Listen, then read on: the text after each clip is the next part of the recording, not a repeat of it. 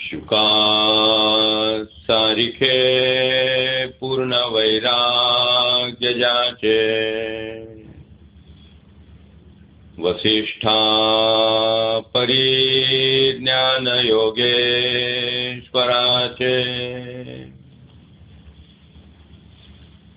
कवी वाल्मिका सारिखा मान्यैसा, नमस्कार माझा सद्गुरु रामदासा।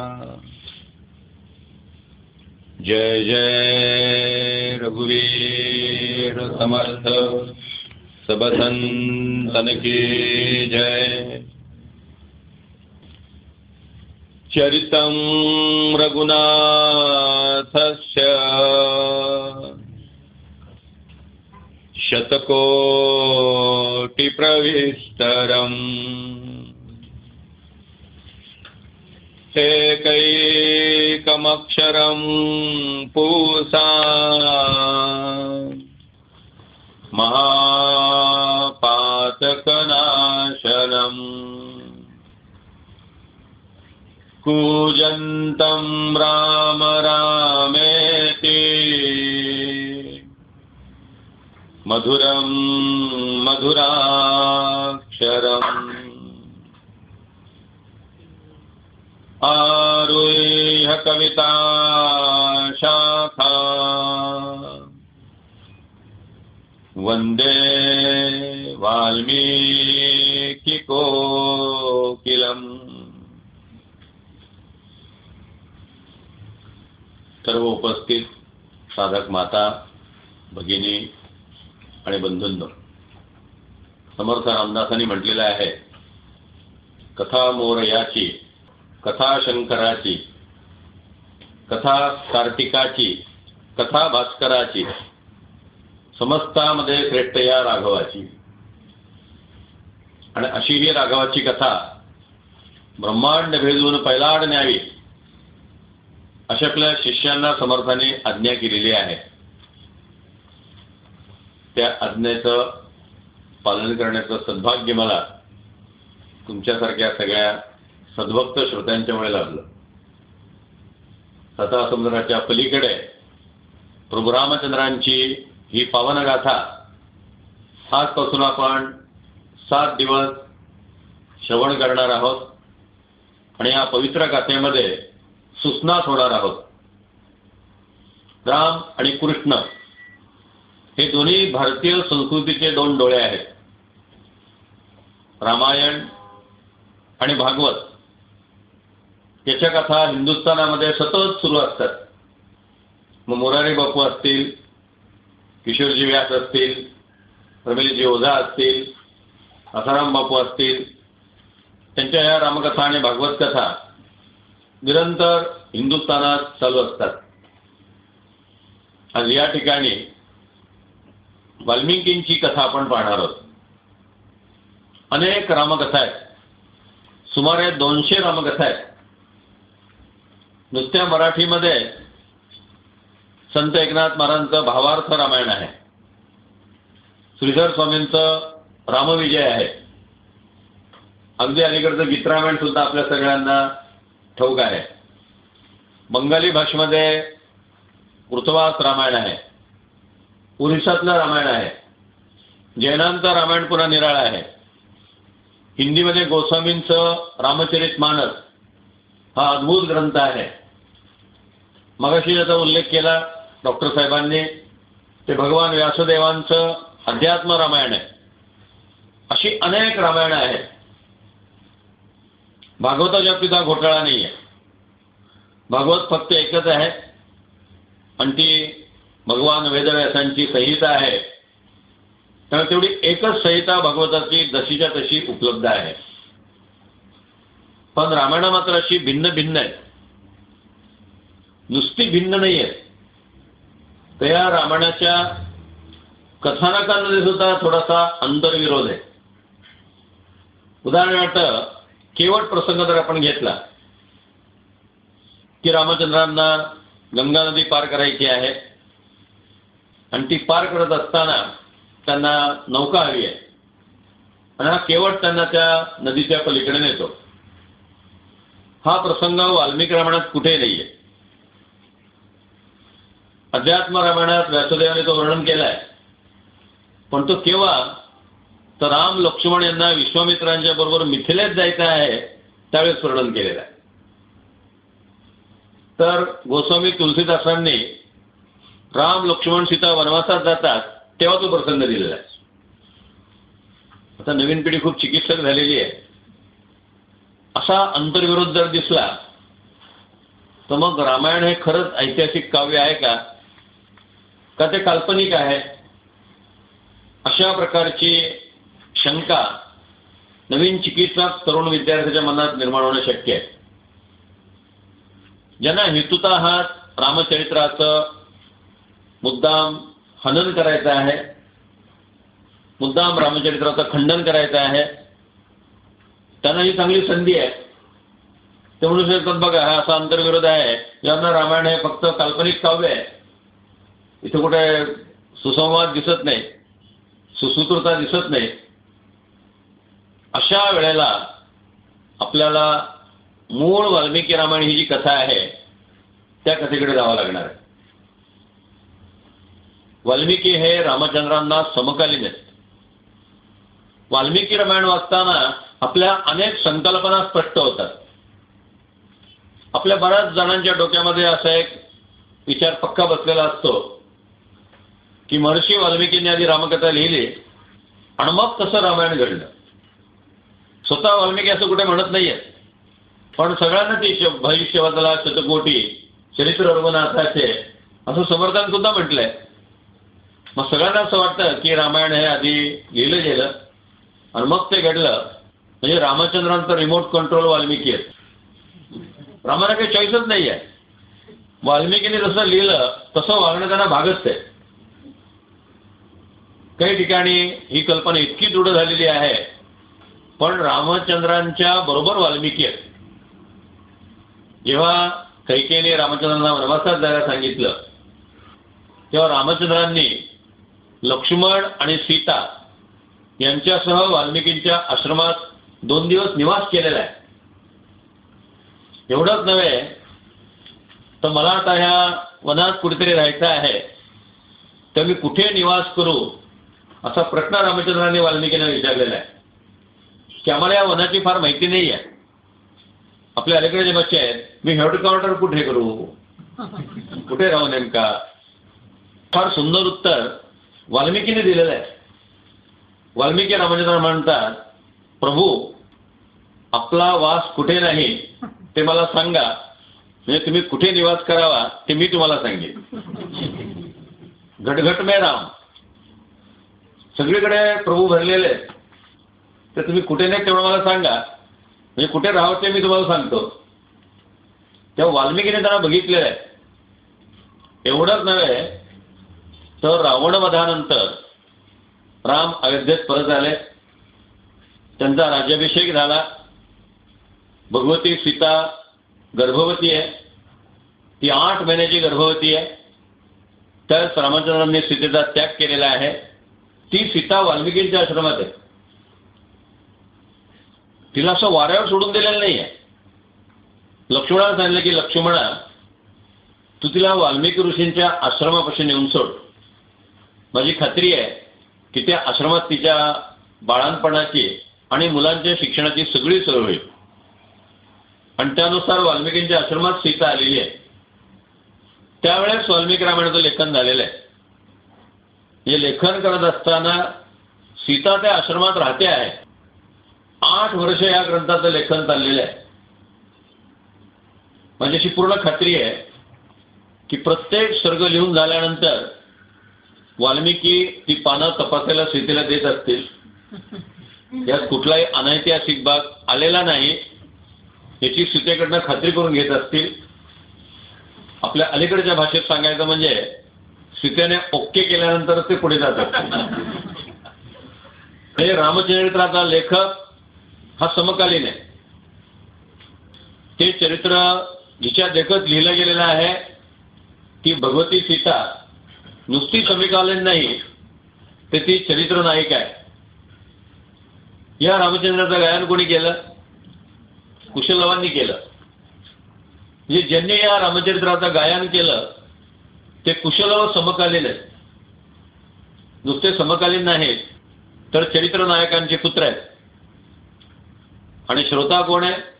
स्वये श्री रामप्रभू ऐकती. राम त्याचे श्रोता आहेत. नुसते राम नाही आहेत. समोर लक्ष्मण बसलेला आहे, हनुमान बसलेला आहे. एखादी घुसळलेली कथा आली असती तर ऑब्जेक्शन म्हणून लक्ष्मणाने हनुमंताने थांबवलं असतं. आपल्या सगळ्यांना ही कथा माहिती आहे समर्थ चरित्रातली, की नाशिकला समर्थ रामदास रामायणावरती बोलत होते आणि बटुवेशामध्ये हनुमंत रोज येऊन ते चरित्र गायन ऐकायचे. बोलता समर्थ रामदास म्हणाले की रावणाच्या बागेमध्ये जेव्हा हनुमंत गेला तेव्हा त्याने तिथे पांढरी जास्वंदाची फुलं पाहिली. लगेच हनुमंताने सांगितले ऑब्जेक्शन, जास्वंद पांढरा नव्हता, तांबडा होता. त्या समर्थाने सांगितलं की राम हा शंकराचा भक्त होता, शंकराला पांढऱ्या जास्वंदाचं फुल आवडतं, गणपतीला तांबडा जास्वंद लागतो, तर ती फुलं पांढऱ्या जास्वंदाचीच होती. हनुमंत म्हटले मला जास्त माहिती की तुम्हाला जास्त माहिती आहे, मी लंकेत जाऊन आलेलो आहे.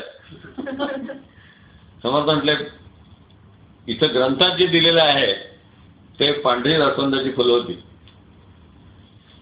मग शहानिशा करायसाठी दोघे लंकेला गेले आणि ती सगळी फुलं जी आहेत ती पांढरी जास्वंदाची दिसली. तेव्हा हनुमंताला कळलं नाही असं कसं काय झालं, मला तर चांगली ती तांबडी दिसत होती. मग असं ठरलं की बिभीषणाकडनं खात्री करून घ्यायची. तेव्हा बिभीषणाने हनुमंताला नेलं, महाराज तुम्ही इतकी चिडलेले होतात, तुमचे डोळे इतके लाल बुंद झालेले होते, दृष्टी कशी सृष्टी, तुम्ही संतापलेले असल्यामुळे तुम्हाला तो पांढरा जास्वंद सुद्धा तांबडा जास्वंद दिसला. म्हणजे थोडी जरी इतकी बारीक तपशिलाची चूक झाली तर हनुमंताने लगेच ऑब्जेक्शन घेतलं.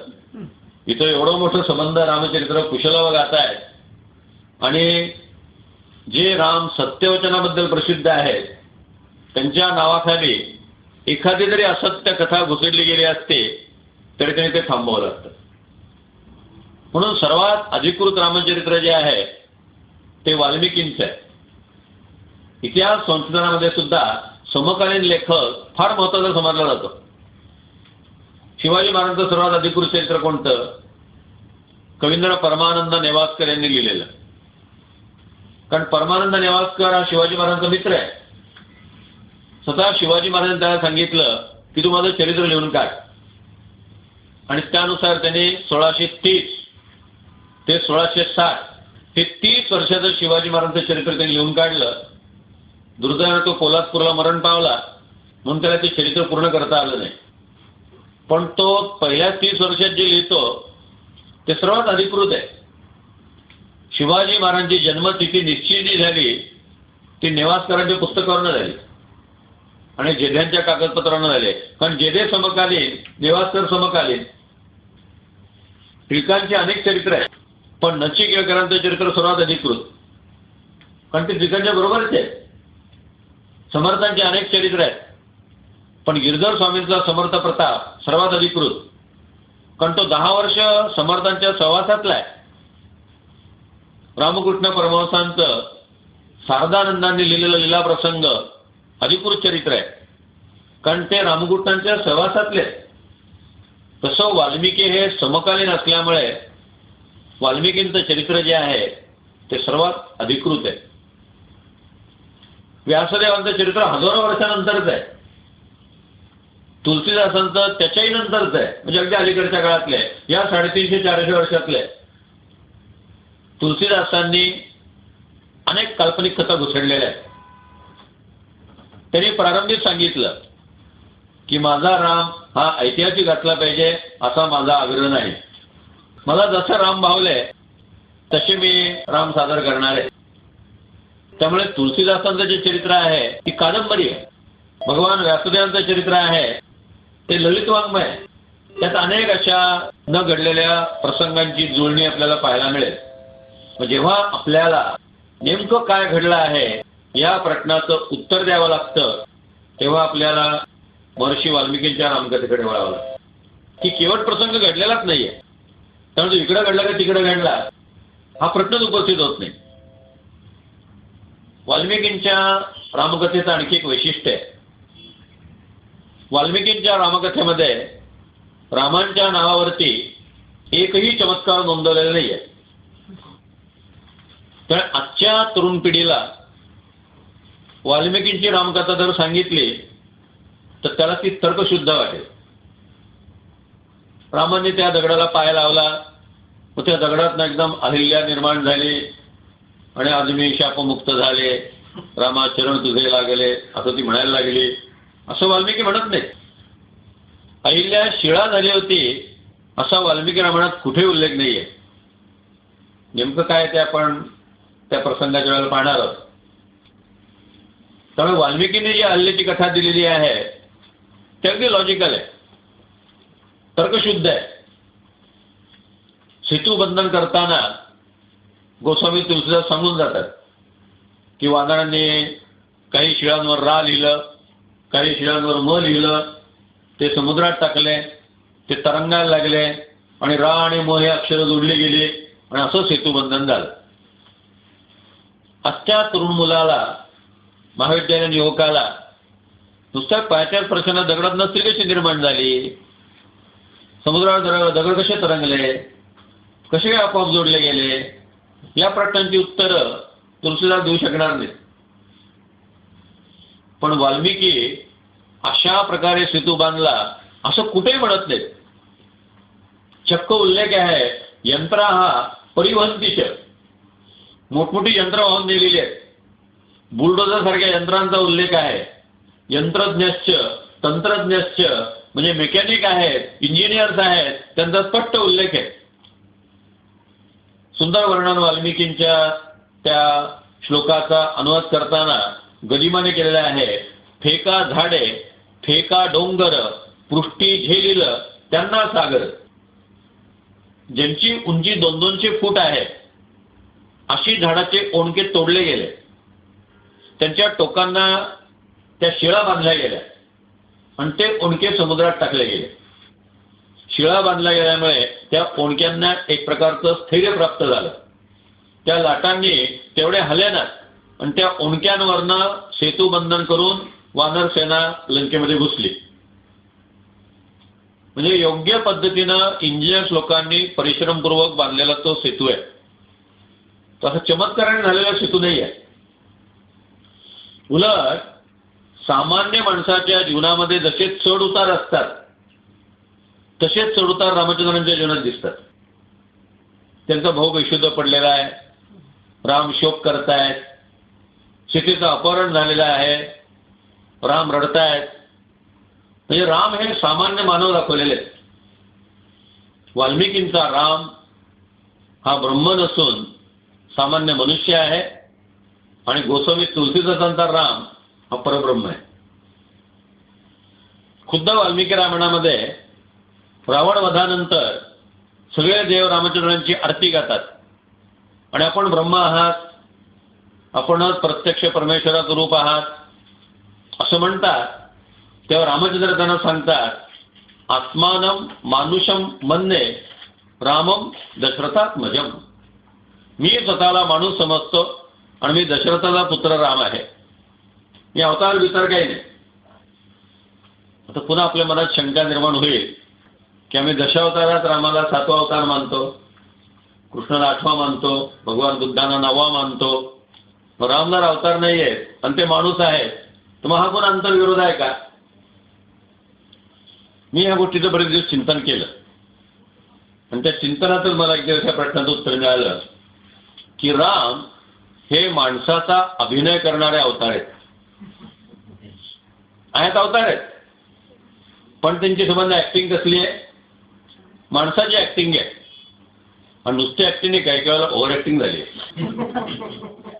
जेव्हा सीताचं अपहरण होतं आणि रामचंद्र अत्यंत शोक करतात तेव्हा त्या शोकाचे जे अनेक सर्ग वाल्मिकीने वर्णन केलेले आहेत, जरा राम जास्तच रडले, थोडी ओव्हर ऍक्टिंगच झाली.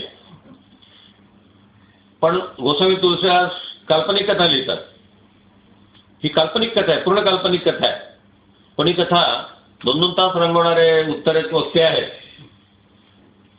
की भगवान शंकर आणि पार्वती आकाशातनं चाललेले त्यांच्या विमानातनं, आणि खाली रामचंद्र सीता सापडत नाही म्हणून शोक करतायत, लता विलीना मिठी मारतायत, पशुपक्ष्याने चिरतायत कुठे माझी सीता, आणि भगवान शंकर त्यांना परब्रह्म म्हणून वंदन करतात. पार्वती नमस्कार करत नाही. तिला तर आमचे हे इतके भोळे कोणाच्याही नादी लागतात, कोणत्याही महाराजांच्या पाया पडतात. कसला रडणारा मनुष्य शोक करतोय बायको गेली म्हणून, याला काय नमस्कार करायचा. तेव्हा भगवान शंकर म्हणतात की अगं ते प्रत्यक्ष परब्रह्म आहे. तेव्हा पार्वतीला आय डोंट बिलीव्ह, मला विश्वास नाही म्हणतो. शंकर म्हणले तू खात्री करून घे. मग गोस्वामी तुलसीदास ती काल्पनिक कथा रंगवतात की पार्वती भगवती सीतेच्या वेशामध्ये येते. की बघूयात राम आपल्याला पाहिल्यानंतर कशा प्रकारे प्रतिक्रिया व्यक्त करतात, हाऊ ही रिॲक्ट. म्हणून ती सीतेच्या वेशामध्ये येते आणि रामासमोर सादर होते. तेव्हा रामचंद्र हात जोडून तिला विचारतात, आई एकट्यात आलात, भगवान शंकर कुठे. तेव्हा पार्वतीच्या लक्षात येतं हे खरोखरच परब्रह्म आहे आणि हा यांचा अभिनय चाललेला आहे. म्हणजे रामचंद्र हे आहेत अवतारच, पण त्या अवतारामध्ये त्यांनी लीला कुठल्या केल्या नाहीत. कृष्णाचं चरित्र लीलांनी भरलेलं आहे. किती लीला असाव्या भागवतात आपण सगळं पाहिलंच आहे. जन्माच्या आधीच वडिलांना सांगितलं की मला गोकुळात नेऊन ठेवा, मला नंदनकडे न्या. ज्यावेळी जन्म झाला सगळे कड्या कुलप तुटले, सगळ्या बेड्या हातातल्या सुटल्या. वसुदेवाने त्यांना बरोबर तिथे यशोदा मातेकडे नंदांच्याकडे पोहोचवलं. 3ऱ्या दिवशी पुतनेचा वध, 7व्या-8व्या दिवशी षटकासुराचा वध, करंगळीवरती संबंध गोवर्धन पर्वत उचललेला आहे, कालिया मर्दन केलेलं आहे. कृष्णाचं चरित्र सगळं लीलेने भरलेलं आहे. रामचंद्रांच्या खात्यावरती एकही लीला नाही. सगळं मानवी आचरण आहे. जो काही पराक्रम आहे त्या पराक्रमामध्ये अस्त्रांचा संबंध आहे. एका वेळेस 14,000 राक्षस मारले. आता ज्यांनी नागासाकी आणि हिरोशिमा इथं बंबार्डिंग केलं त्या एकाच माणसाने 1,00,000 माणसं मारली ना. अशा प्रकारची काही अस्त्र रामचंद्रांच्याकडे आहेत. अशा प्रकारच्या अनेक अस्त्रविद्येचा उल्लेख प्राचीन वाङ्मयामध्ये ठिकठिकाणी आढळतो.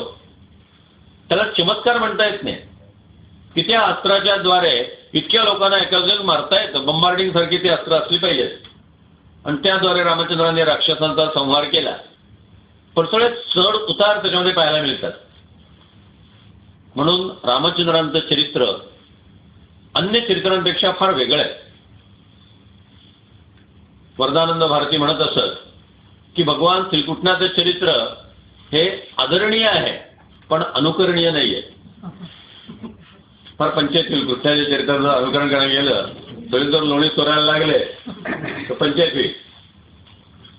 पण रामचंद्रांचे चरित्र आदरणीय पण आहे आणि अनुकरणीय सुद्धा आहे. एकदा डोंगरे महाराजांनी त्यांच्या रामकथेमध्ये राम आणि कृष्णांची तुलना फार गोड भाषेमध्ये केली. म्हणजे राम की हर बात सरल है, कृष्ण की हर बात टेढ़ी है. देखो राम का नाम 2 ही अक्षर है, उच्चारण बिल्कुल सुलभ है, राम, कोई कष्ट नहीं है. कृष्ण के नाम में 2 ही अक्षर है लेकिन दोनों जुड़ाक्षर है. उच्चारण भी कुछ जीवा के लिए कष्टदायक है. राम आएगा तो दोपहर को 12 बजे आएगा, कृष्ण आएगा तो रात को 12 बजे आएगा. राम जन्म लेगा तो प्रासाद में जन्म लेगा, कृष्ण जन्म लेगा तो जेल में जन्म लेगा. राम की एक ही पत्नी है, कृष्ण के स्त्रियों का हिसाब नहीं है. राम सत्यवचनी है, असत्य वचन ही कृष्ण का सत्य वचन है. कृष्ण का कोई भरोसा नहीं है, कृष्ण की हर बात टेढ़ी है, राम की हर बात सरल है. थोडं सख्य भक्तीनं त्याने हे वर्णन केलेलं आहे. त्या तुलनेमध्ये श्रेष्ठ कनिष्ठ ठरवणं हा संकुचित हेतू अजिबात नाहीये. पण वात्सल्य भावानं प्रेमानं त्याने या दोन अवतारांची तुलना केलेली आहे की कृष्णाचं अनुकरण करणं फार अवघड आहे. कृष्णाने सांगितलेली भगवद्गीता जगणे हेच खरं कृष्णाचं चरित्र आहे. भगवद्गीता हे कृष्णाचं आत्मचरित्र आहे. रामचंद्र जे आहे ते माणसासारखं वागतात शेवटपर्यंत. अशा प्रकारची ही रामकथा आपण वाल्मिकींच्या साह्याने पाहणार आहोत. राम म्हणजे मूर्तिमान धर्म आहे. स्वतः वाल्मिकी म्हणतात रामो विग्रहवान धर्म. हा राम म्हणजे मूर्तिमंत धर्म. आता धर्म समजून घेण्यासाठी मी जर विवेक सिंधू वाचायला लागलो, मला विवेक सिंधू कळणार नाही. मोठमोठे धर्मसिंधूंसारखे ग्रंथ वाचायला गेलो तर एके ग्रंथ निश्चय केला तो दुसऱ्याने उडविला, तेथे संशयोची राहिला जन्मभरी, अशी आपली अवस्था होईल. या शास्त्रात ते सांगितले, त्या शास्त्रात ते सांगितले, मग नेमकं काय खरं म्हणायचं. अशा वेळेस मला जर धर्माचं आचरण करायचं असेल तर जसं राम वागले तसं मी वागणं म्हणजे धर्माचरण. डोंगरे महाराजांनी रामकथा सांगताना सांगितलं की धार्मिक व्हायचं म्हणजे रामासारखं व्हायचं. आज जो प्रसंग माझ्यावरती आलेला आहे तो जर रामचंद्रांच्यावरती आला असता तर रामचंद्र कसं वागले असते असं स्वतःला विचारायचं आणि त्या प्रश्नाचं उत्तर म्हणजे माझा धर्म आहे. ते माझ्या धर्माचं आचरण आहे. एकदा किसन महाराज साखरे यांना विजयराव भटकरांनी एक गोष्ट विचारली. विजयराव भटकर आपल्याला माहिती आहे जागतिक कीर्तीचे संगणक तज्ज्ञ. ते भारतीय संस्कृती कोश तयार करत होते. म्हणजे चालू आहे त्यांचं ते काम. त्यांनी साखरे महाराजांना विचारलं की असा संस्कृती कोश मी तयार करतो आहे, मला संस्कृतीची व्याख्या एका वाक्यात सांगाल का. मी ती त्यामध्ये मी घालेल. त्या साखरे महाराज म्हणाले एका वाक्यात कशाला, मी तुम्हाला भारतीय संस्कृतीची व्याख्या एका शब्दात सांगेन म्हटलं. भटकर साहेबांची उत्सुकता खूप वाढली की एका शब्दात एवढी मोठी संस्कृती कशी सांगता येईल. त्याने सांगितलं श्रीराम हा तो एक शब्द आहे ज्या शब्दात संबंध भारतीय संस्कृती आपल्याला प्रतिपादन करता येते. म्हणून आपल्या देशामध्ये रामकथेचं जेवढं महत्व आहे तेवढं अन्य कशाचं नाही. जेव्हा रामानंद सागराने ती मालिका तयार केली तेव्हा दूरदर्शनवरती किती व्याकुळतेने माणसांनी ती मालिका पाहिलेली आहे. त्या काळात आलेल्या अनेक लग्नपत्रिका मला आठवतात. रविवारचं जर लग्न असेल आणि 9 ते 10च्या काळातला मुहूर्त असेल तर पत्रिकेत कंसात लिहिलेलं असायचं की मंगल कार्यालयात रामायण मालिका दाखवण्याची व्यवस्था केलेली आहे. असं असेल तर तो लोक लग्नाला जायचे, नाहीतर जायचे नाही. एक गमतीशीर बातमी मला महाराष्ट्र टाइम्स मधली आठवते. चौकटीत आली होती की रामकथा पाहत असताना आजोबा हा अटॅक घेऊन मरण पावले तर घरातल्या आधी रामकथा पूर्ण होत्या मग बघू म्हण. ही रामकथा पूर्ण पाहिली मग त्यांच्याकडे वळले लोक. किती या रामकथेने वेळ लावला असेल कल्पना करा. पाकिस्तानामध्ये जेव्हा रामकथा बॅन करण्यात आली तेव्हा पाकिस्तानमधले अनेक नागरिक भारतातनं रामायणाच्या सीडी चोरून नेत होते आणि चोरून रामकथा पाहत होते. इतकं रामकथेचं वेळ जे आहे ते सगळ्यांना लागलेलं आहे. खुद्द ब्रह्मदेवानी रामकथा लिहिणाऱ्या महर्षी वाल्मिकींना आशीर्वाद दिला होता. यावस्थास्यन्ति गिरयः सरितश्च महीतले तावत् रामकथा पुण्याम लोकेषु प्रचरिष्यति. जोपर्यंत सागर आहे, जोपर्यंत पर्वत आहे, तोपर्यंत ही रामकथा जी आहे लोकांमध्ये प्रचार तिचा होत राहील. या रामकथेला मरण नाही. किती ताज्या जमान्या लोकांनी गीत रामायण ऐकलं.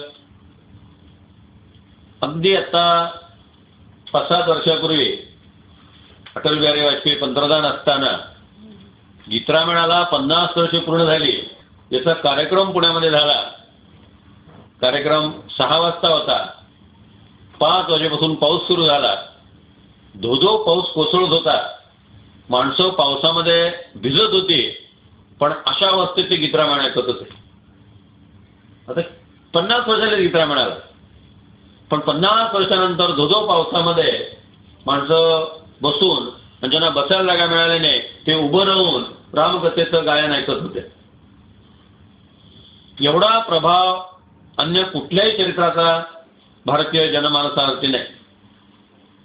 आता आपल्याला सगळ्यांना रामकथा माहिती आहे, तरी पुन्हा आपण उत्सुकतेने ऐकायला आलेलो आहोत. सूर्य रोज उगवला म्हणून कधी त्यांना कंटाळा येत नाही. चंद्र आकाशात नेहमी पाहिला, आता आज काय पाहिजे पौर्णिमा म्हणून काय झालं असं आपल्याला कधी वाटत नाही.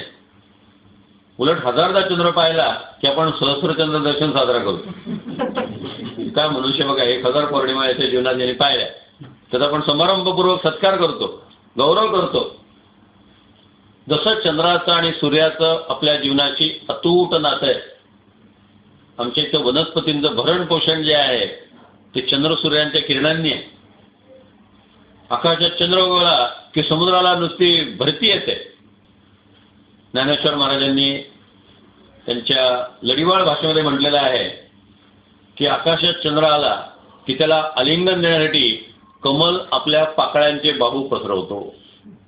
काही कमळ चंद्र पाहिल्यावरती उगवतात, त्याच्यावरून माऊलींनी अतिशय पोएटिक काव्यमय भाषेमध्ये केलेलं आहे की ते आलिंगन देऊ इच्छितात चंद्राला, ते कवेमध्ये घेतात. मग अशा प्रकारे रामचंद्र, रामचरित्र आणि कृष्णचरित्र हे तुमच्या आमच्या जीवनाशी अत्यंत जोडले गेलेले आहे. त्या रामचंद्रांना का अवतार घ्यावा लागला? थोडासा रावणाचा इतिहास आपल्याला पाहावा लागेल. मुळातला रावण हा अत्यंत विद्वान पंडित आहे. रावण संहिता नावाचा संस्कृत ग्रंथ उपलब्ध आहे. अनेकदा रावणाने भगवान शंकराची केलेली स्तुती अजूनही आकाशवाणीवरती सकाळी लागते. ती जी स्तोत्र लागतात शंकराची सोमवारच्या दिवशी, त्यात अनेकदा रावणाने शंकराचं केलेलं स्तोत्र जे आहे ते लागतं. रावण हा विद्वान ब्राह्मण आहे, पण आपण नेहमी रावणाला राक्षस म्हणतो. म्हणजे ब्राह्मण सुद्धा उलटा वागला की राक्षस होतो. उलटा वागला तर साक्षर असतो, आणि तो उलटा झाला की राक्षस होऊन जातो. याचा अर्थ मनुष्याने राक्षस असणं, मनुष्य असणं आणि देव असणं हे जन्मावरती अवलंबून नाही आहे, त्याच्या कर्मावरती अवलंबून आहे. मुळात ब्रह्मदेव, त्या ब्रह्मदेवांचे पुत्र पौलस्त्य मुनी, त्या पौलस्त्य मुनींचा पुत्र विश्रावस मुनी, आणि त्या विश्रावस मुनींचा पुत्र रावण. आता आपल्याला शंका येईल की ऋषी कुळात हा राक्षस कसा जन्माला आला? साधारणतः आपल्या इथं मुलावरती दुहेरी संस्कार असतात. वडिलांचे पण संस्कार असतात, आईचे पण संस्कार असतात. या विश्रावस मुनींचं लग्न झालेलं आहे. तो ब्रह्मदेवांचा नातू. त्या विश्रावस मुनींना पहिल्या पत्नीपासनं एक पुत्र झालेला आहे, त्याचं नाव बिभीषण. बिभीषण हा रावणाचा सावत्र भाऊ आहे, सक्का भाऊ नाहीये. आता स्वतः ऋषी सात्विक, त्यांची पत्नी पवित्र, त्यापासून हा बिभीषण जन्माला आलेला आहे. पण एक दिवस केकसी नावाची एक राक्षसी, सुमाली नावाच्या राक्षसाची कन्या, जिचं लग्न जमत नव्हतं, ती वनामध्ये प्रवास करत असताना, फिरत असताना या विश्रावस मुनींच्या आश्रमात ती आली. विश्रावस मुनी आपल्या तपामध्ये होते. त्यांचं तप संपल्यानंतर तिने त्या ऋषींना नमस्कार केला. ऋषींनी आशीर्वाद दिला, कल्याणमस्तु. लगेच तिने रडायला सुरुवात केली. ऋषींना कळलं ना, मी हिला चांगला आशीर्वाद दिलाय, कल्याणमस्तु म्हटलंय, तिला रडायला काय झालं? त्यांनी विचारलं. त्यामुळे माझं कल्याण करणं तुमच्या हातात आहे, तरी तुम्ही करत नाही म्हणून मी रडतीये. ईश्वर म्हणून म्हणल्यावर माझ्या हातात तुझं कल्याण करणं कसं काय आहे? अशी कल्पना करा की तुमच्या हातात ते आहे, हे जर मी सांगितलं तर तुम्ही माझ्याशी लग्न कराल का? मला वचन द्या. ते ऋषी वचन देतात की तुझं कल्याण करणं जर माझ्या हातात असेल तर मी नक्की तुझं कल्याण करेन. तिने बरोबर त्यांना शब्दामध्ये पकडून घेतलं. ब्लॅकमेलिंग म्हणतात तसं. आणि मग ते म्हणायला लागले की तुम्ही मला शब्द दिलात, तुम्ही जर माझ्याशी विवाह केला तर माझं कल्याण होईल, आणि ते तुमच्या हातात आहे, तुम्ही माझ्याशी लग्न करा. त्यांनी समजावून सांगायचा प्रयत्न केला, पण एक केकसी शिडी शूर्पणखाची आई आहे. ती कसली आहे? तिथे म्हणते नाही तुम्ही खोटं बोलता, मनुष्य कशाला झाला? शब्द द्यायचा आणि शब्द फिरवायचा, मनुष्य व्हायचा कशाला? मग अध्यात्मात कशाला पडला? असं म्हणून त्यांनी त्यांच्यावरती इतकं प्रेशर आणलं आणि त्या विवाहातनं 3 मुलं झाली, रावण, कुंभकर्ण आणि शूर्पणखा. इंटरकास्ट मॅरेजचे परिणाम लक्षात आले असते. हे इंटरकास्ट मॅरेज आहे. रावण हा त्या केकसीचा पुत्र आहे, शूर्पणखा त्याची कन्या आहे आणि मग कुंभकर्ण झालेला आहे. आता हे तिघं जे आहे, ह्या तिघांपैकी विभीषण हा आधीच्या पत्नीचा मुलगा आहे. तिघे मोठे होतात. आता रावण आणि कुंभकर्ण हे आईवरती पडलेले आहेत. शूर्पणखा पूर्णपणे आईवरती गेलेली आहे. विभीषण मात्र वडिलांप्रमाणे सात्विक आणि अत्यंत धर्मप्रवण आहे.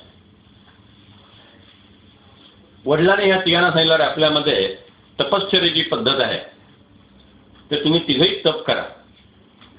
मग दक्षिणेत गोकर्ण, महाबळेश्वर आपल्याला माहिती आहे.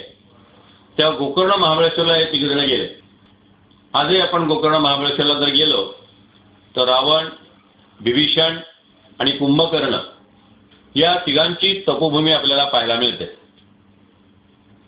त्या काळात राक्षस सुद्धा तप करत होते. आताचे राष्ट्रनेते राक्षस तप सुद्धा करत नाहीत, म्हणून एवढे घोटाळे आणि एवढ्या भानगडी सगळे चालू आहेत. म्हणजे राक्षस सुद्धा तपश्चर्या करत होते. भस्मासुराने सुद्धा तपश्चर्या केली, हिरण्यकश्यपूने सुद्धा तपश्चर्या केली, रावणाने सुद्धा तपश्चर्या केली. आणि त्या तपानंतर ब्रह्मदेव या तिघांवरती प्रसन्न झाले.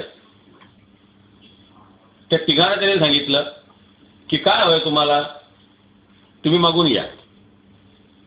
विभीषण म्हणाला की मला जीवनामध्ये काही नको, मला फक्त सत्संग हवाय, सद्ग्रंथ हवेत.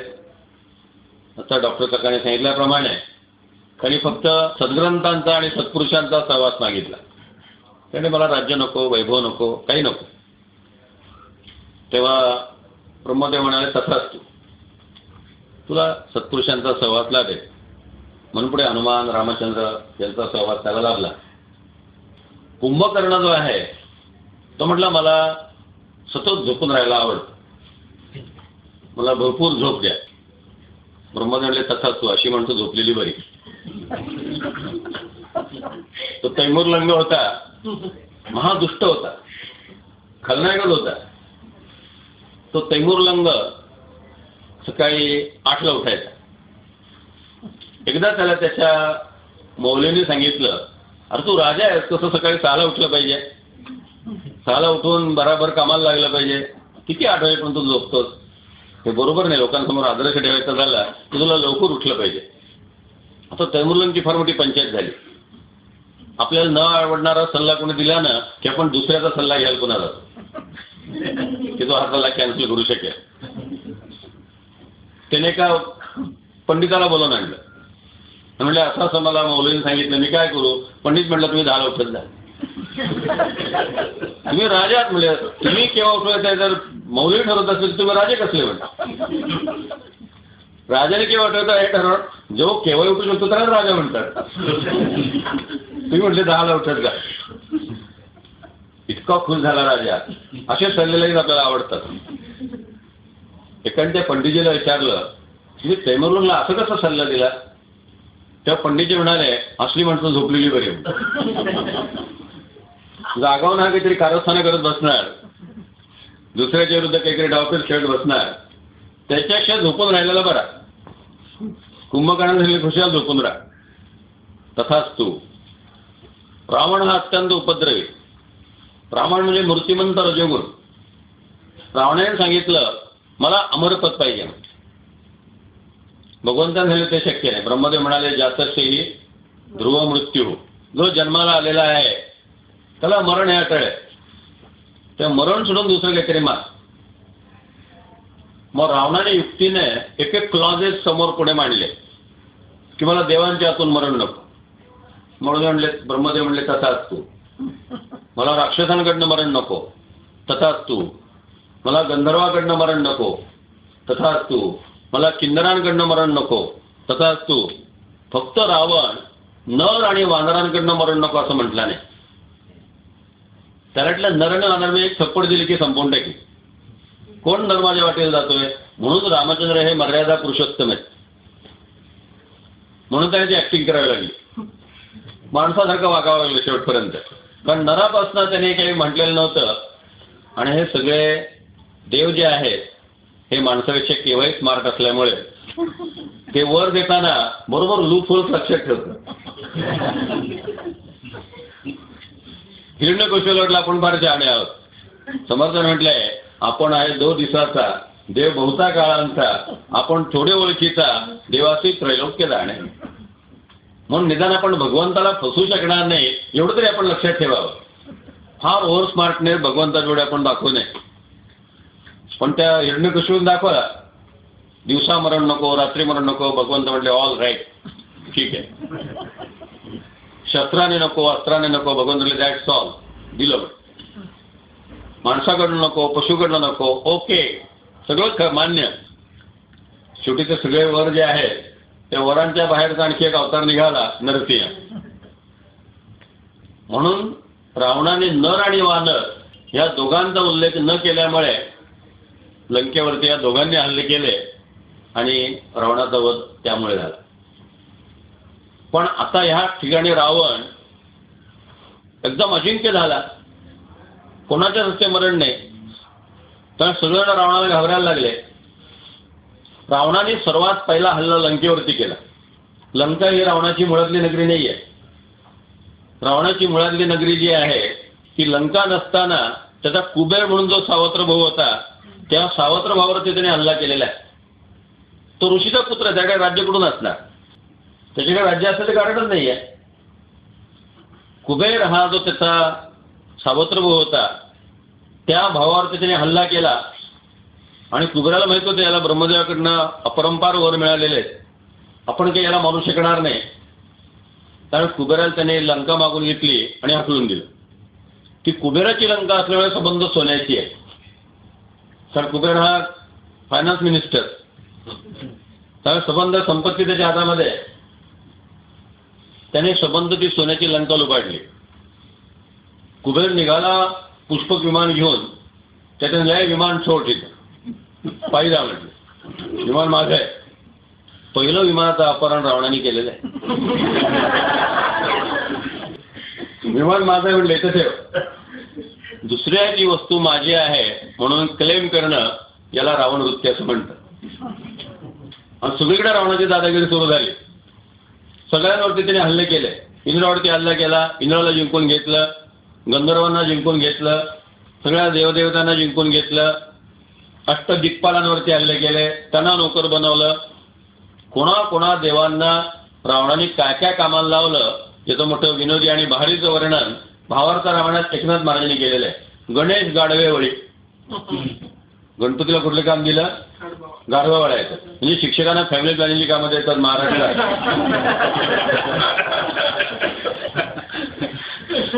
तसं गणपती बुद्धीचे देवता गाढवा वळणं. म्हणून समर्थांनी आनंदोन प्रकरणात म्हटलेलं आहे, रासवे राखिली मागे तेणे रागेची चालीला कैपक्ष घेतला देवे आनंदवन भुवने. गाढवा वळायला लावतो काय, मला बघतो तर रावणाकडे. सगळ्या देवांना असं वाटलं तर राम त्याला मारणार, म्हणजे पराक्रम राम करणार, उड्या सगळे मारतायत. तेंडुलकर शतक मारत असून आपण टाळ्या वाजवत असतो, आपल्याला बॅट धरता येत नाही पण टाळ्या वाजवता येतात. या ठिकाणी सगळ्या देवांची अशी परिस्थिती आहे, रस्ते झाडाचं काम वाऱ्याला, लॉन्ड्रीचं काम अग्नीला, इरिगेशनचं काम इंद्राकडे. शनीला तर त्याने आपल्या माझ्याकडे बघायचं नाही म्हणून सिंहासनाच्या घरी पालथं ठेवलं की रोज तुझ्यावरती पायरीवरती पाठीवर पाय ठेवून सिंहासनावरती बसेल. तू माझ्या वळून सुद्धा बघायचं नाही, वक्रदृष्टी त्याचा कामा नाही. सगळ्या देवांची रावणाने अशी अवस्था केलेली आहे.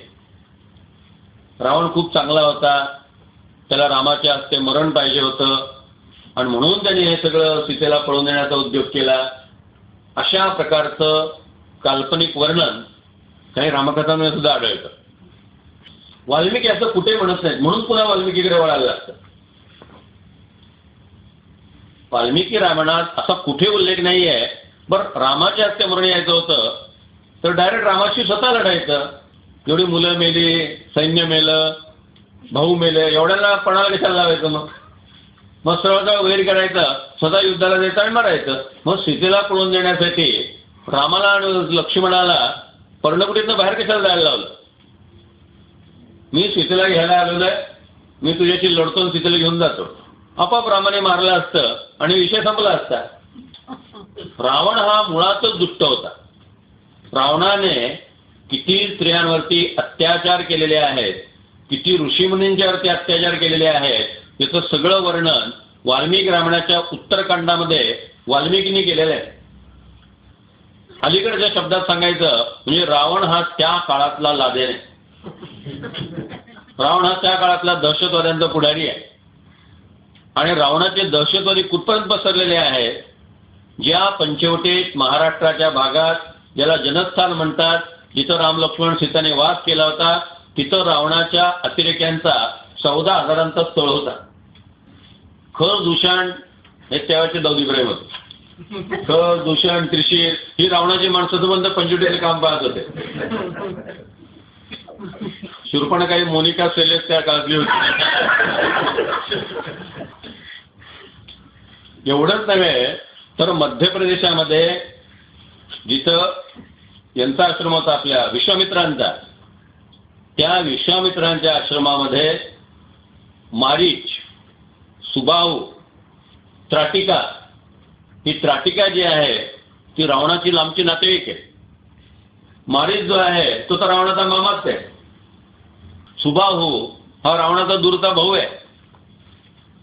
म्हणजे लंकेत राहणारा रावण महाराष्ट्र आणि मध्य प्रदेशापर्यंत त्याची माणसं पसरलेली आहेत.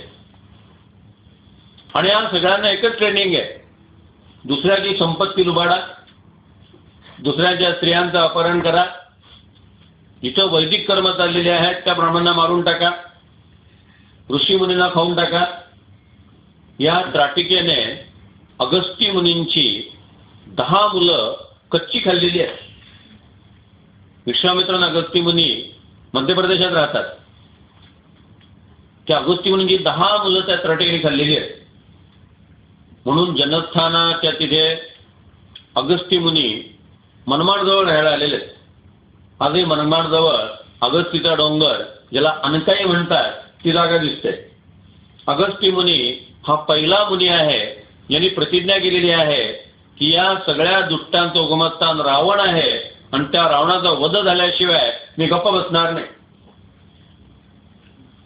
जसं चाणक्याने आपल्या शिंडीला गाठ मारली होती की चंद्रगुप्त गादीवरती बसल्याशिवाय मी शिंडीची गाठ सोडणार नाही, त्याप्रमाणे इथं अगस्ती मुनींनी जोपर्यंत या रावणाचा वध होत नाही तोपर्यंत मी शांत बसणार नाही म्हणून ते अनुष्ठान करतायत अनकाईच्या डोंगरावरती.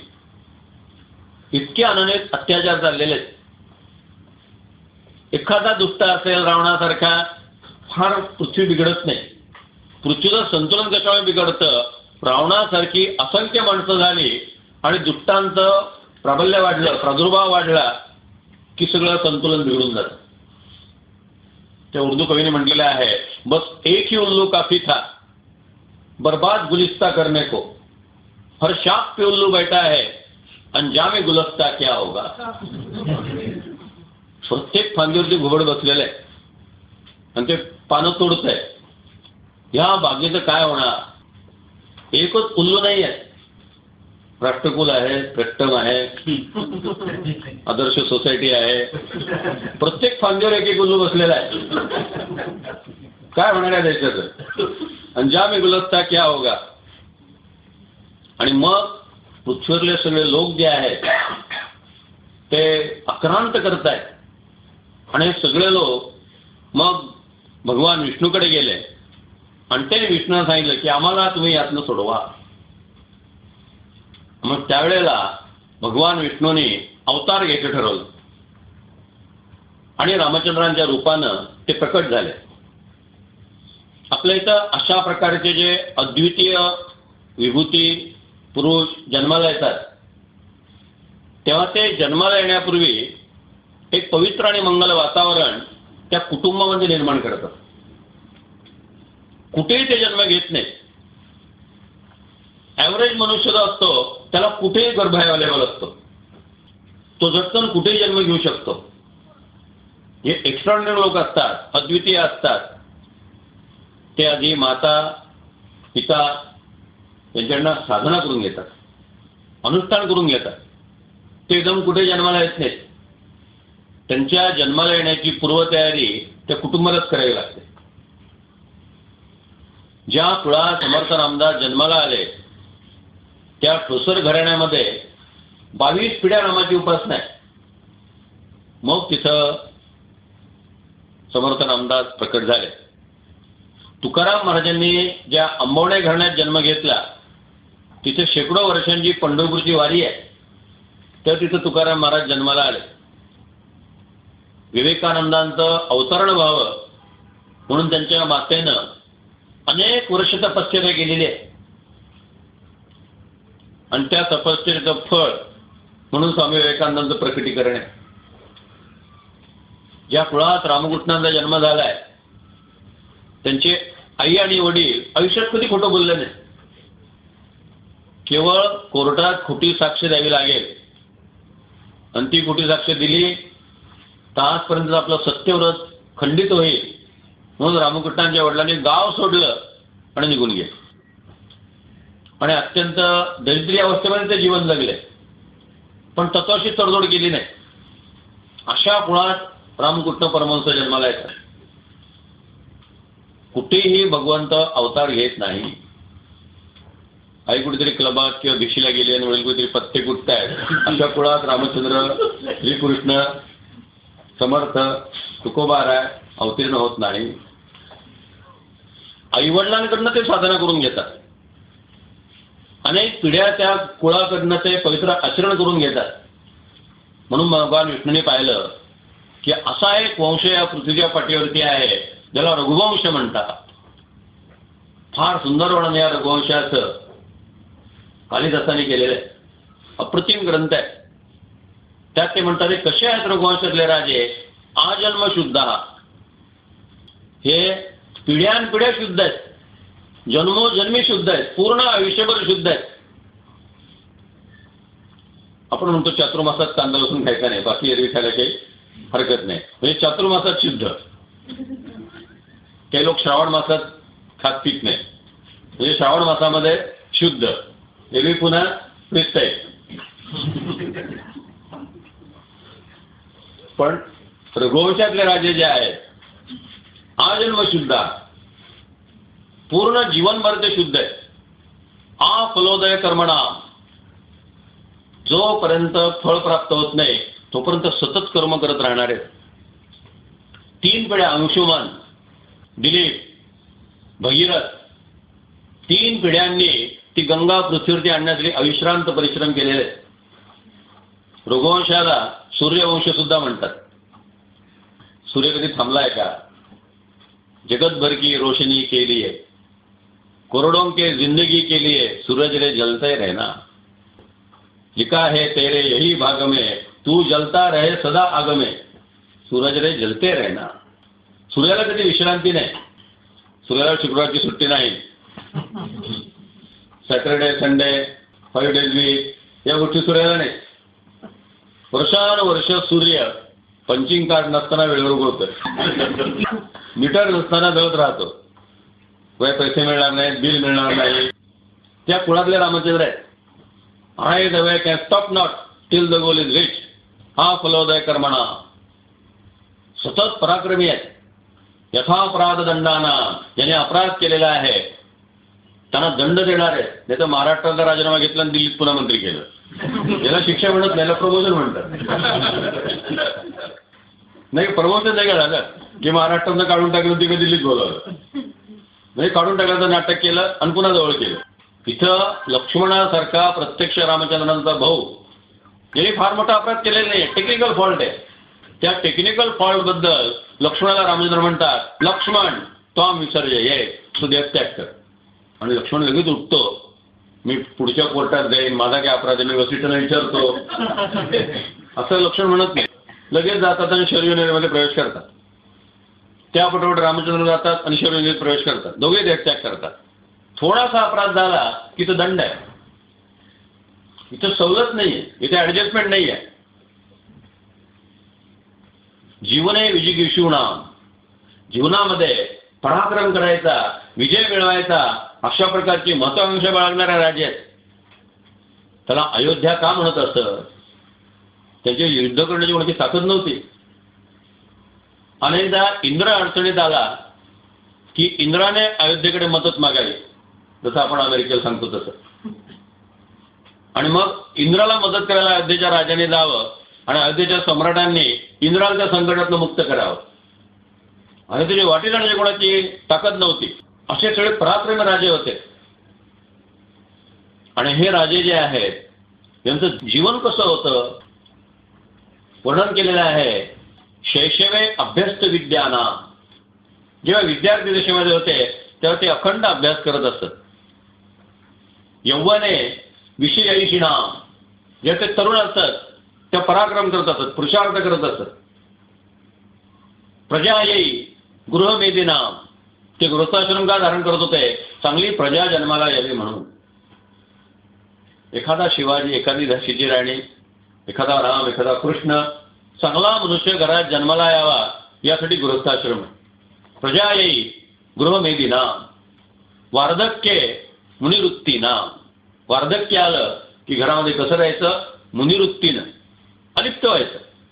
मुलं आणि सुना आले त्यांच्या ताब्यात सगळा संसार द्यायचा आणि आपण भगवंताच्या चिंतनामध्ये वानप्रस्थ जीवन जगायचं. वार्धक्य मुनिवृत्तीना योगेनंते तनुत्यजाम. जेव्हा रघुवंशातले राजे देह टाकत होते, देह ठेवत होते, तेव्हा त्यांना परमेश्वराची प्राप्ती झालेली असायची. योगेन अंते तनुत्यजाम. ते योगी झालेले असतात, भगवंताशी जोडले गेलेले असतात. अशा प्रकारचं आदर्श वंश. काय या वंशामध्ये राजे होऊन गेलेले आहेत? गोस्वामी तुलसीदास म्हणतात, रघुकुल रीत सदा चली आई, प्राण जाई पर वचन न जाई. प्राण जातील पण शब्द बदलणार नाही. आरोग्य लोकशाहीचं एक व्यंगचित्र होतं. ते मंत्री त्या पत्रकाराला सांगतात, आज तुम्ही मी असं बोललो म्हणून छापा आणि उद्या मी असं बोललो नव्हतं म्हणून छापा. दोन्ही सूचना त्याच्यात. रघुकुल रीत सदा चली आई, हरिश्चंद्र या रघुवंशातला आहे. रात्री झोपलेला आहे, स्वप्न पडलं. स्वप्नात महर्षी विश्वामित्र आले. काय राजा, काय विचार आहे? स्वप्नात विश्वामित्र म्हणतात, हे राज्य तुम्हाला द्यावाची इच्छा आहे, दे. आणि एकदम स्वप्नात जागे झाले. विश्वामित्र कशाला देत आहेत? आणि आले, राज्य कशाला मागतील? काय माणसं तो मन विचित्र आहे. काहीतरी स्वप्न पडलं. आणि 2 दिवसांनी नोकरीने येऊन सांगितलं, महर्षी विश्वामित्र आलेले आहेत. एकदम त्यांना ते स्वप्न आठवलं. विश्वामित्राने आल्यानंतर स्वप्नातला प्रश्न विचारला, काय राजा, काय विचार आहे? नाही म्हणते, तुम्हाला राज्य द्यायचं आहे. तुम्ही स्वप्नात मागितलंच होतं, आलाच होता, राज्य घेऊन टाक. अच्छा रात्री विनोदाने लिहितात त्यांच्या एका नाटकामध्ये की विश्वामित्रांनी स्वप्नात दिलेलं वचन जागेपणी पूर्ण केलं. आपण जागेपणी दिलेलं वचन स्वप्नात पूर्ण करत नाही. झटकन माणसं साक्ष बदलतात, शब्द बदलतात. मी असं केलं नव्हतं, मला तसं म्हणायचंच नव्हतं, काय वाटेल ते शब्द फिरवाफिरवी करत राहतात. हरिश्चंद्र सगळं राज्य अर्पण करतो. दानानंतर दक्षिणेचा नियम आहे. दान दक्षिणा असा शब्द आपण जोडून वापरतो. दान एखादं दिलं की त्याच्यावर दक्षिणा द्यावी लागते. तसं अन्नदान आहे. अन्नदान केलं की त्या ब्राह्मणाला दक्षिणा ठेवायला लागते. आता इथं राज्यदान केलेलं आहे, दक्षिणा त्या तोलामोलाची पाहिजे. विश्वामित्र म्हटले, तुझ्या वजनाचं सोनं दे. आता ते सोनं सरकारी तिजोरीने द्यायचं नाही, घरातनं द्यायचं. घरात तेवढं सोनं नव्हतं, कारण कुठलाच घोटाळा नाही ना, कुठलंच प्रकरण नाही. एवढं सोनं असणार कुठे? हरिश्चंद्र म्हणतात, मी ह्या गावात नोकरी करू शकत नाही, कारण की मी राजा म्हणून राहिलेलो आहे. मला तर वेगळ्या राज्यात गेलं पाहिजे आणि तिथे मी नोकरी करून पैसे मिळवून तुम्हाला माझ्या वजनाचं सोनं आणून देतो. हरिश्चंद्र पुढे निघाला. पाठीमागे तारामती पाठोपाठ रोहित त्यांचा मुलगा 8-9 वर्षाचा. तहान लागलेली आहे पण नदीचं पाणी पित नाही, कारण आपण राज्यदान केलेलं आहे, जे दिलं आहे त्याचा उपभोग कसा घ्यायचा. भूक लागली आहे, झाडांना फळं लगडलेली आहेत, पण राज्यदान केलेलं आहे, झाडं आता विश्वामित्राच्या मालकीची आहेत, झाडांची फळं घ्यायची कशी. किती तत्वाने शुद्ध असावं, किती पवित्र असावं पराकोटीचं, किती निष्कलंक चरित्र संपन्नता असावी, काही ग्रहण करत नाही. तहान लागली वाटत एक पाणपोई आहे, तो मनुष्य हातामध्ये पाणी वाटायला गडवा घेऊन बसलेलाच आहे. हरिश्चंद्राने हात असं पुढे केला, तो पाणी ओतणार तेवढा हरिश्चंद्राने हात पुन्हा मागे घेतो. मी क्षत्रिय राजा आहे, हे हात देण्यासाठी आहेत, घेण्यासाठी नाही आहेत. तशीच निघाले. पाठवी तारामती आहे, पतीनं असं केलंय ना, संपलं, मी पण घेणार.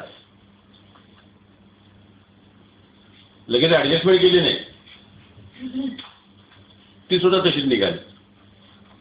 थोडा रोहित आला. रोहिताने त्या पाणपोईवाल्याला विचारलं, माझ्या आईवडिलांनी पाणी घेतलं का इथे. तर ते नाही म्हणते, तुझे वडील म्हणाले की मी क्षत्रिय राजा आहे, माझे हात घेण्यासाठी नाही आहेत, देण्यासाठी आहेत, म्हणून त्यांनी काही पाणी घेतलं नाही. त्यावेळेला रोहितला तो सांगतो की तू लहान आहेस, तुला हा नियम लागू नये, तुला पाणी प्यायला हरकत नाही. तेव्हा रोहित म्हणतो, सिंहाचा छावा लहान आहे म्हणून गवत खात नसतो. ते तसंच निघून गेलं. किती तत्वानुसार वागतायत. काशीच्या बाजारपेठेत उभे स्वतःची विक्री करून घेतली. एका डोंबानं हरिश्चंद्राला विकत घेतलं आणि एका ब्राह्मणानं तारामती आणि रोहित याने विकत घेतलं. 15-20 दिवस गेले असतील.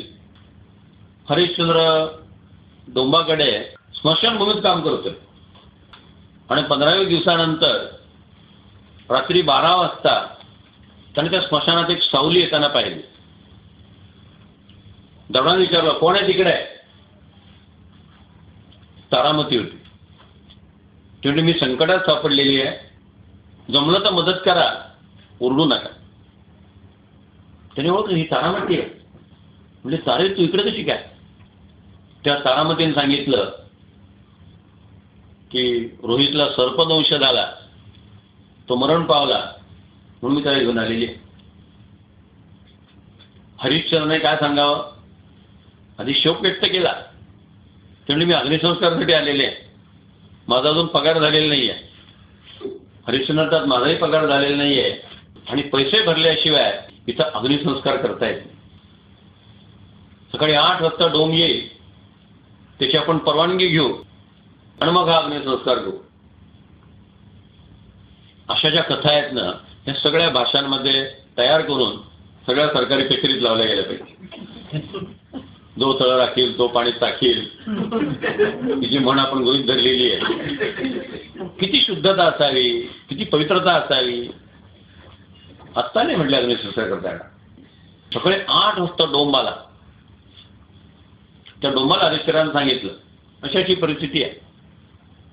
तेव्हा त्या डोंबाला इतकं वाईट वाटलं की किती माणसं प्रामाणिक असू शकतात, किती माणसं सरळ असू शकतात, किती माणसं विश्वासार्ह असू शकतात. त्याने म्हटलं हरिश्चंद्राला की जो मनुष्य इतका सत्याने भरलेला आहे, तो जे बोलेल ते खरं होईल. तू नुसती त्या रोहिताला हाक मार, तुझ्या हाकेनं रोहित जिवंत होईल. आणि रोहित म्हणून नुसता हरिश्चंद्राने हाक मारली आणि मेलेला रोहित उठला आणि त्याने एकदम बाबाने मिठी मारली. 15 दिवसानंतर बाबा भेटले म्हणून तिथं वडिलांनी मिठी मारतो. आता हरिश्चंद्राला शंका येते की एवढी अक्कल या डोंबाला कुठून आली. ज्या माणसाच्या जीवनामध्ये इतकं सत्य भरलेलं आहे, तो जे बोलेल ते खरं होईल. का ऋषींचे आशीर्वाद घ्यायचे. त्याने जर आयुष्यात कधी खोटं बोललं नसेल आणि त्या ऋषींनी जर आशीर्वाद दिला तर तो खरा झालाच पाहिजे. तो बोलेल ते खरं होईल. जेव्हा 1905 साली लॉर्ड कर्झननी भारताची फाळणी केली, भारताचे तुकडे केले, नवीन अर्थव्यवस्था घोषित केली, टिळकांना त्या नवीन अर्थव्यवस्थेच्या विरुद्ध एक लेख लिहायचा होता, पण लेख लिहायला सवड नव्हती. टिळकांनी आपला लाडका विद्यार्थी MA इकॉनॉमी घेऊन MA करणारा त्याला हाक मारल्याने सांगितलं, तू असं कर, एवढा एक लेख तेवढा तू लिही आणि लक्षात ठेव माझ्या नावानं तो प्रसिद्ध होणार आहे. 4-5 पानाचा अग्रलेख लिही. अर्ध्या तासात एक 5 पानाचा अग्रलेख लिहिला. टिळकांना आणून दाखवला. टिळकांनी तो सगळा अग्रलेख वाचला. टिळकांच्या डोळ्यातनं अश्रू आले. आपल्याला सुद्धा इतकं चांगलं लिहिता आलं नसतं, इतकं चांगलं आपल्या विद्यार्थ्यांनी लिहिलंय. टिळकांनी त्या मुलाला मिठी मारली, त्याच्या पाठिंब्याप्रमाणे हात फिरवला आणि टिळक त्याला म्हणाले, बाळ, केव्हा तरी हा भारत नक्की स्वतंत्र होईल. या स्वतंत्र भारताचा तू एक दिवस अर्थमंत्री होशील. C.D. देशमुख हा तो मुलगा. पण टिळकांनी 1905 साली दिलेला आशीर्वाद 45 वर्षांनी 1950 साली खरा झाला. सत्पुरुषांच्या मुखातनं जे शब्द बाहेर पडतात, नियती त्या शब्दांचा पाठलाग करत राहते आणि तसं घडवून आणते. 1892 साली इंग्लंडमध्ये असलेल्या अरविंदांना त्यांच्या मित्रांनी विचारणारे, अरविंदो, तुझा देश स्वतंत्र केव्हा होणार? किती दिवस गुलामात तुम्ही पीडत राहणार? किंवा अरविंद म्हणाले, ज्या दिवशी माझा जन्म झालेला आहे त्याच दिवशी माझा देश स्वतंत्र होईल. 15 ऑगस्ट 1872 हा अरविंदांचा जन्मदिवस आहे. 20 वर्षाचा मुलगा म्हणतो की माझ्या जन्मदिवशी माझा देश स्वतंत्र होणार आहे. 14 ऑगस्टला भारतीय स्वातंत्र्याची घोषणा झाली होती, पण पाकिस्तान असं आम्हाला भारतीय स्वातंत्र्य नको म्हणून त्याशी नाकारलं, म्हणून 14 ऑगस्टला पाकिस्तानची घोषणा केली आणि दुसऱ्या दिवशी भारत स्वातंत्र्याची घोषणा केली. कारण अरविंदांचा शब्द खोटा ठरायचा नव्हता.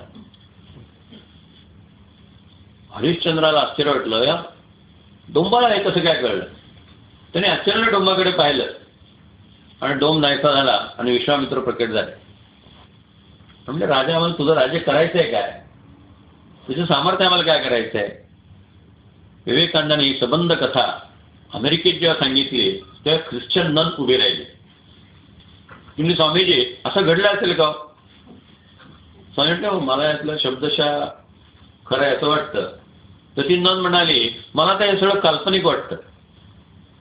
तेव्हा स्वामीजी म्हणाले, कदाचित काल्पनिक असेलही, पण लक्षात ठेवा, एवढ्या उत्तुंग कल्पना फक्त आम्हाला सुचल्या, तुम्हाला कोणा सुचल्या नाही. इमॅजिनेशन असेल, काय उत्तुंग कल्पना असू शकते? पावित्र्याची, मांगल्याची, शुद्धतेची, प्रामाणिकपणाची, त्याच्या पलीकडे काय कसोटी असू शकते? आणि इतका जो मनुष्य शुद्ध आहे त्याच्या जीवनात जर असं काही अद्भुत घडलं तर त्यात आश्चर्य तरी काय वाटण्यासारखं आहे? 12 वर्षाच्या माणसाने टाकली स्वतःला कोंडून घेतलेला आहे, अशा तपोभूत माणसाच्या मुखातनं अष्टपुत्राला सौभाग्यवती भव असा आशीर्वाद झाल्यानंतर एखादं प्रेत जर जिवंत झाला असेल तर आश्चर्याचं काही कारण नाही. आपल्याकडे तपासही सामर्थ्य नाही, चमत्कारांवर श्रद्धा नाही. काय घडू शकतं? अशा प्रकारे संबंध आहे हरिश्चंद्राचं चरित्र. तो रामाचा पूर्वज आहे. राजा दिलीप रामाचा पूर्वज आहे. या दिलीपाला पुत्र नव्हता. वसिष्ठाने सांगितलं की माझ्याकडे कामधेनूची कन्या नंदिनी म्हणून गाय आहे, त्या गायीची सेवा जर तू केली तर तुला पुत्र होईल. 21 दिवस महाराज दिलीप त्या गायीची सेवा करतायत. आणि सेवा म्हणजे कशी? ती गाय बसली तर ते बसणार, गाय उभी असेल तर राजा दिलीप उभा आहे. गायीचं गवत खाऊन झालं की राजा दिलीप आपला डबा खाणार, तोपर्यंत ते जेवण करणार नाही. सेवा फार कठीण धर्म आहे असं जे महाभारतात म्हटलेलं आहे, आणि तो परमधर्म आहे. 21 दिवस राजा दिलीप आणि त्याची पत्नी सुलक्षणा मनोभावे गायीची सेवा करतात. एक क्षण असा आला की त्या परीक्षेचा दिवस आला, तपाच्या पूर्तीचा दिवस आला. एका सिंहानं त्या गायीवरती झडप टाकली आणि राजा दिलीप म्हणतो, तू त्या गायीला सोडून दे, तू मला खा. तो सिंह म्हणतोय की हे जे देवनार झाड आहे हे शंकराने पुत्र म्हणून दत्तक घेतलेले आहे. झाडांना पुत्र म्हणून दत्तक घेण्याची पद्धत किती जुनी आहे बरं. म्हणजे ह्या पौराणिक कथा ज्या आहेत ह्या आज सुद्धा झाडं वाचवा, झाडं लावा, पर्यावरण सांभाळा, त्याला पुरं घ्यायची नाही. शंकराने म्हटले हा दत्तक पुत्र घेतलाय आणि मला सांगितलंय हे झाड कोणी तोडणार नाही म्हणून तिथे राहा. मला या झाडापासून फार दूर जाता येत नाही, तर माझी खूपदा उपासमारही होते. आता माझ्याकडे आलेले शिकार आहे ते मी सोडणार नाही. तर दिलीप म्हणतो तू मला खाऊन टाक आणि त्या गाईला सोडून दे. तेव्हा तो सिंह म्हणतो तू वेडा आहेस का? एवढं तारुण्य आहे, संपत्ती आहे, सुस्वरूप पत्नी आहे, या कशीच गाईसाठी तू का मरतोस? तेव्हा राजा दिलीप म्हणतो माझ्या हाडामासांच्या शरीराचा विचार करू नकोस, माझ्या कीर्तिरूपी शरीराचा विचार कर. अयोध्येचा इतिहास लिहिताना अयोध्येचा राजा गाईला वाचवू शकला नाही असं माझ्या खात्यावरती नोंद होता कामा नये. पण गाईला वाचवण्यासाठी अयोध्येच्या राजाने स्वतःचा देह अर्पण केला अशा प्रकारची इतिहासाची नोंद मला आवडेल. माझ्या कीर्ती शरीराचा विचार कर. तेव्हा सिंह नष्ट झाला, वसिष्ठ मुनी प्रकट झाले आणि ते राजा दिलीपाला सांगतात की या गाईचं दूध तू काढ आणि तुझ्या पत्नीला ते प्यायला दे, त्यामुळे एका सुंदर पुत्राची तुम्हाला प्राप्ती होईल. कोणी म्हटलं तर काही हरकत नाही, चालेल. आता काय परीक्षा उत्तीर्ण झाल्या तर पेढे वाटायला काही हरकत नाही. पण राजा दिलीप वसिष्ठ मुनीला सांगतात कसे मर्यादा पुरुषोत्तम आहेत सगळे एक एक. राजा दिलीप वसिष्ठ मुनीला सांगतात की गाईच्या दुधावरला पहिला हक्क वासराचा आहे. त्या नंदिनीचं बाळ ते वासरू पी, त्या तानुल्याने ते दूध पिऊन झाल्यानंतर जे शिल्लक राहिलेलं दूध असेल त्याची आम्ही धार काढू आणि मग ते दूध मी माझ्या पत्नीला देईन. किती संयम असावा, किती मर्यादशील जीवन असावं, किती दुसऱ्याच्या सुखदुःखांचा विचार करावा, ह्या अद्भुत घटना या रघुवंशात पाहायला मिळतात. मग ह्या राजा दिलीपाला सुलक्षणेपासून झालेला पुत्र म्हणजे रघु. आपण रघुच्या वंशातले आहोत म्हणून रामचंद्र स्वतःला अभिमानानं राघव म्हणून घेतात की राघव म्हणजे मी रघु वंशाच्या कुळातला आहे. एवढे पवित्र माझे पणजोबा होते. त्या रघुनं किती दानधर्म करावा. दर 5 वर्षानंतर विश्वजित यज्ञ करायचा. नचिकेताच्या वडिलांनी विश्वजित यज्ञ केला होता आणि त्यात तो भाकर गाई द्यायला लागला. सर्वस्व दान करायचं असतं, फक्त पत्नीच्या गळ्यातलं मंगळसूत्र शिल्लक ठेवायचं आणि ते मंगळसूत्र सोडता घरातलं सगळं सोनं जे आहे ते दान देऊन मोकळं व्हायचं. दर 5 वर्षांनी एकदा. असा मोठा विश्वजित यज्ञ या रघुनी केला आणि त्याच्या 3ऱ्या दिवशी कौत्स्य मुनी दान मागायला आले. तर घरात काहीच नाहीये आणि कौत्स्य मुनी आले. काय कालिदासाने त्यांनी वर्णन केलेलं आहे. कौत्स्य मुनीला रघु प्रश्न विचारतो कश्चिन मृगीणाम अनघा प्रसूती. मी मागे तुमच्या आश्रमात आलो होतो तर एक हरणी गर्भवती होती, तिचं बाळंतपण व्यवस्थित झालं ना, तिची प्रसूती व्यवस्थित झाली का? म्हणजे किती आपल्या संस्कृतीचे सुंदर सुंदर रंग. मुंबईमध्ये शेजारच्या फ्लॅटला मनुष्य मेला तर 3ऱ्या दिवशी दुर्गंधीनंतर कळतं. तो पण 3 दिवस पत्ता नसतो. का फुलाच्या पुढे 3 दिवस दाराला अडकून आहे? का दुधाच्या पिशव्या गेले 3 दिवस दाराला अडकून आहेत? का वर्तमानपत्र 3 दिवसाची दाराला अडकून आहेत? कोणाला वेळ आहे? 7-12 डोंबिवली फास्ट, 7-12ची लोकल, 9-20ची लोकल, 3-15ची लोकल, कोणाला वेळ आहे तिचं लक्ष द्यायला? आणि या ठिकाणी एक हरणी गर्भवती होती, तिची प्रसूती कशी झाली? ते दोघेही सुखरूप आहेत ना, बाळ बाळंते. हे हरणीबद्दलचा प्रश्न एक राजा विचारतो. किती सामान्य माणसाच्या जीवनाची ह्या राजा लोकांनी काळजी घेतली असेल. उगीच लोकांनी रामावरती प्रेम केलं नाही. लोकाभिरामम रणरंगधीरम राजीव नेत्रम रघुवंशनाथम कारुण्य रूपम करुणाकरम तम श्रीरामचंद्रम शरणम प्रपद्ये. त्या रघुनं कौत्स्याला सांगितलं 3 दिवस माझ्या वेदपाठ शाळेत तू राहा, 3 दिवसात मी काहीतरी व्यवस्था करतो. आणि मग कुबेराला निरोप पाठवला. कुबेरानं वर्ण सुवर्णाची नाणी फेकले. त्याला 14 कोटी सुवर्ण मुद्रा पाहिजे होत्या आश्रमासाठी. राजाची जबाबदारी आहे की आश्रमाला धन कमी पडता कामा नये. आणि म्हणून राजानं कुबेराला सांगितलं, कुबेराने जो पाऊस पाडला ते 14 कोटीपेक्षा जास्त सुवर्णमुद्रा होत्या. मोजणार कोण 14 कोटी? त्याने आपलं वर्षावाद केलं. आता अयोध्येत नवीन भांडण सुरू झालं. रघु त्या कौत्समुनीला म्हणत होते की हे सगळे पैसे तुझ्यासाठी आलेले आहेत, या सगळ्या सुवर्णमुद्रा घेऊन जा. आणि कौत्समुनी म्हणत होते मला फक्त 14 कोटी पाहिजे, माझ्या 14 कोटी मी घेऊन जाणार, बाकीच्यांना काय करायचं तुम्ही बघा. आपण तिथं नव्हतो ना. हा प्रश्न तो कोण तिथं दिला नसता. कोणी त्या मुद्रांना हात लावायला तयार नाही. शेवटी कोर्टात ती केस गेली आणि न्यायाधीशांनी सांगितलं की 14 कोटी सुवर्णमुद्रा कौत्स्यांना घेऊन जाऊ देत आणि बाकीच्या ज्या आहेत त्या सरकारी तिजोरी जमा करा. त्यातनं रस्त्याची कामं, जलाशयांची कामं, विहिरी तळी ही बांधकामं ही सगळी त्यातनं करून घ्या. आणि मग ती कामं सगळी त्याच्यातनं करून घेतली. असा हा रघु अत्यंत शुद्ध, अत्यंत पवित्र, अत्यंत पराक्रमी, अत्यंत निस्पृह अशी ही सबंध परंपरा.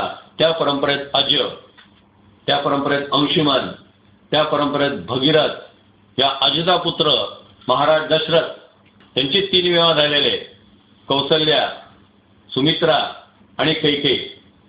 प्रभू रामचंद्रांनी जन्म घेण्यासाठी, भगवान विष्णूंनी अवतार धारण करण्यासाठी या रघुवंशातलं हे जे दशरथाचं कुटुंब आहे ते निवडलं आणि त्या ठिकाणी जन्म घ्यायचं ठरवलं. उद्याच्याला प्रभू रामचंद्रांचा जन्म, विश्वामित्रांचं आगमन, रामचंद्रांच्या घटना, त्राटिकेचा वध, त्याचप्रमाणे यज्ञरक्षण, अहल्योद्धार, हा सगळा इतिहास जो आहे आपण उद्याच्या प्रवचनात बघू. आपण मोठ्या प्रेमाने या ठिकाणी आलात, मोठ्या प्रेमाने माझे विचार ऐकून घेतले. आपल्या सगळ्यांना मनपूर्वक धन्यवाद. सगळ्यांच्या हृदयस्थ परमेश्वराला मनपूर्वक प्रणाम. जय जय रघुवीर.